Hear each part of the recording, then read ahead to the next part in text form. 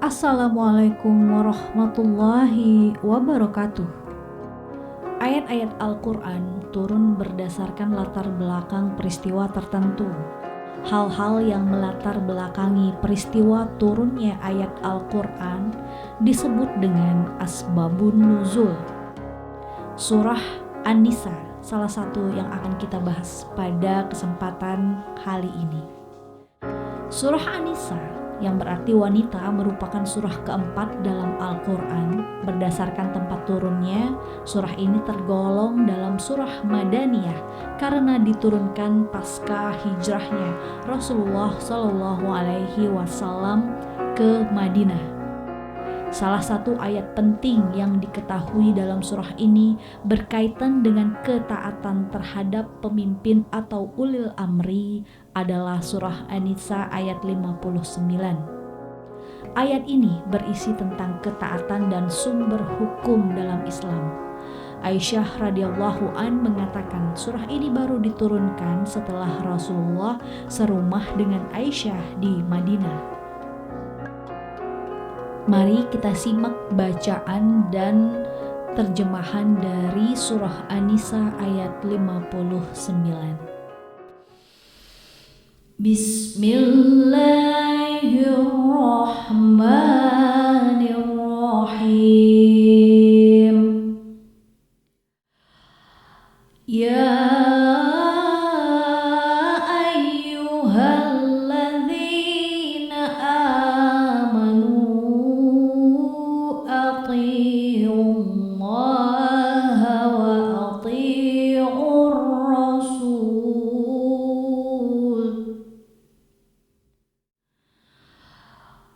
wa ati'ur rasul wa ulil amri minkum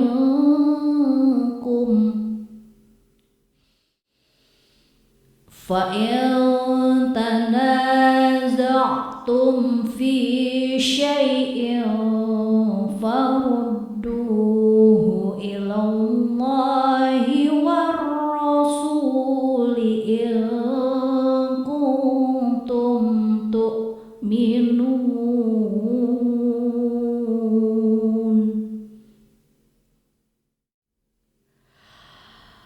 والرسول إن كنتم تؤمنون بالله واليوم الآخر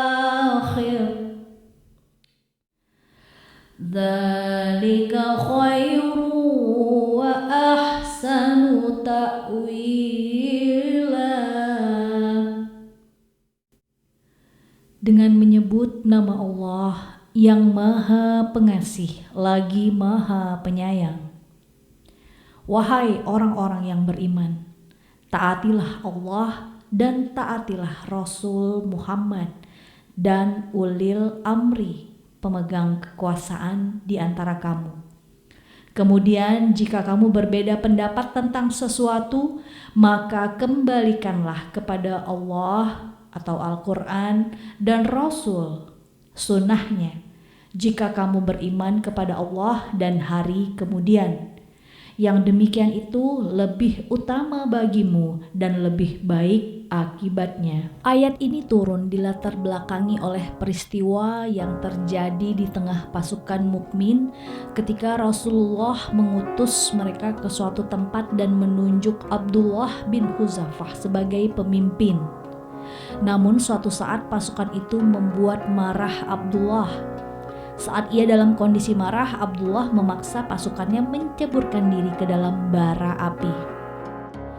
Rincian kisah ini dijelaskan dalam Sahihul Bukhari sebagai berikut.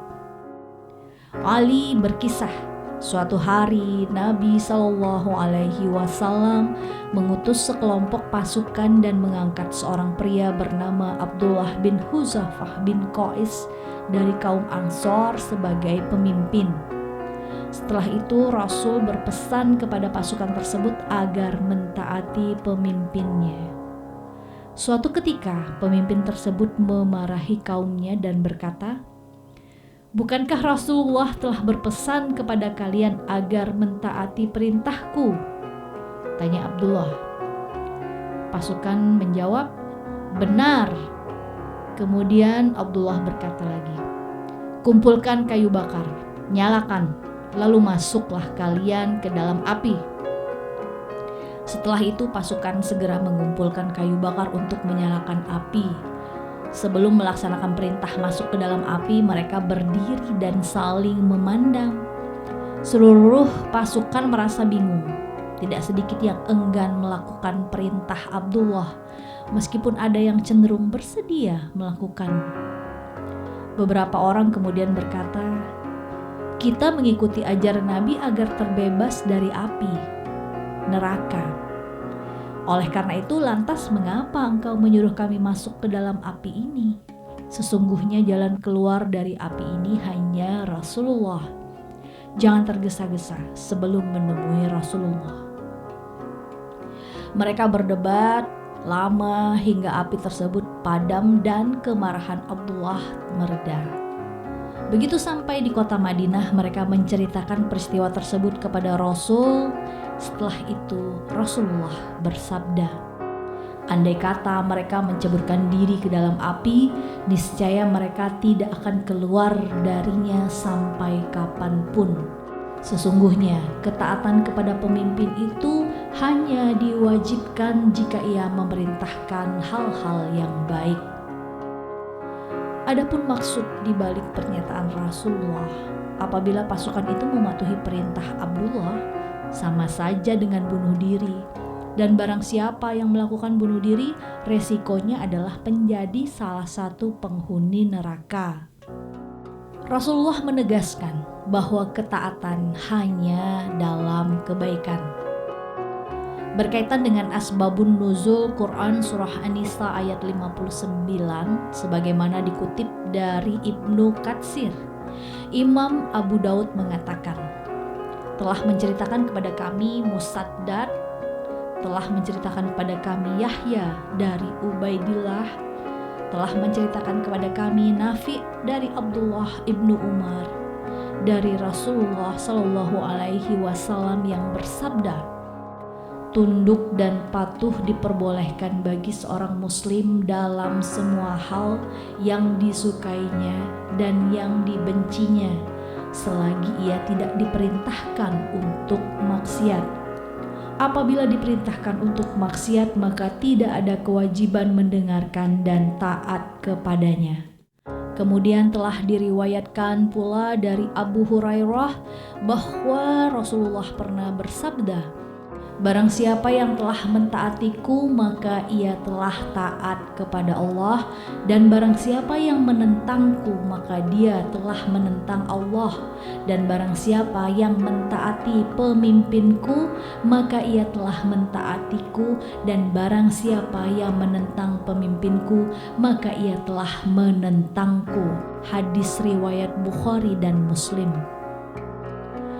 Bagi setiap umat muslim yang taat kepada Nabi Muhammad, maka pada hakikatnya mereka otomatis taat kepada Allah.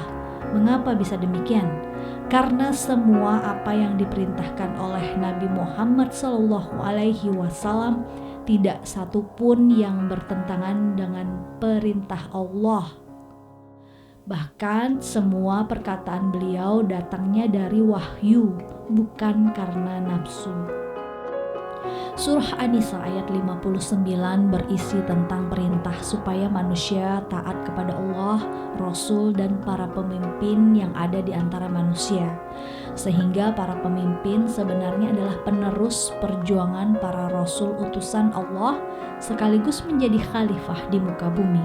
Maka dari itu selain taat pada perintah Allah dan Rasul, kita juga diperintahkan untuk mentaati perintah para pemimpin di antara manusia.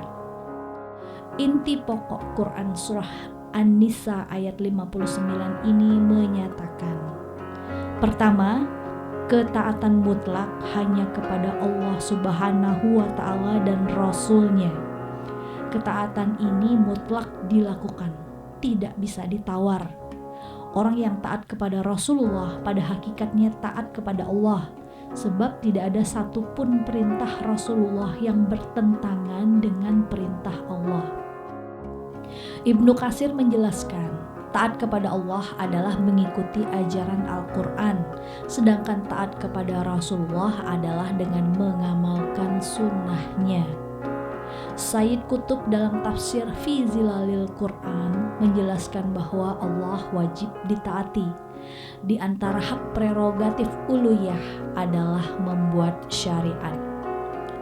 Kedua, inti pokok ayat ini adalah taat kepada pemimpin atau ulil amri. Perintah Quran surah An-Nisa ayat 59 ini tidak mengulang kata ahti'u sebagaimana perintah taat pada Allah dan Rasulullah. Artinya ketaatan kepada pemimpin hanya ketika perintahnya tidak bertentangan dengan ketaatan kepada Allah dan Rasulnya. Lalu siapakah ulil amri? Menurut Ibnu Abbas, menurut Mujahid, Atta, Hasan al-Basri dan Abdul Aliyah, ulil amri adalah para ulama. Sedangkan menurut Ibnu Katsir, ulil amri itu bersifat umum, baik pemerintah maupun ulama. Sedangkan menurut Syekh Wahbah Az-Zuhaili dalam tafsir Munir, ulil amri adalah pemimpin dan para ulama. Ketaatan kepada ulil amri harus dibingkai dengan ketaatan kepada Allah dan Nabi-Nya. Tidak boleh dalam maksiat, apalagi kemungkaran, sebagaimana sabda Nabi Muhammad SAW, sesungguhnya ketaatan itu hanyalah dalam masalah kebaikan. Hadis riwayat Bukhari dan Muslim. Pokok yang ketiga, kembali kepada Al-Quran dan hadis. Apabila ada perselisihan, maka sebaiknya dikembalikan kepada Al-Quran dan Al-Hadis sebagai sumber hukum. Jika ada perselisihan di antara manusia mengenai masalah pokok-pokok agama dan cabang-cabangnya, hendaknya dikembalikan kepada penilaian Kitabullah dan Sunnah Rasulullah. Kitab Al-Quran dan hadis merupakan dua pusaka yang ditinggalkan Rasulullah untuk dijadikan sumber hukum dan pedoman hidup bagi umat Islam di seluruh dunia.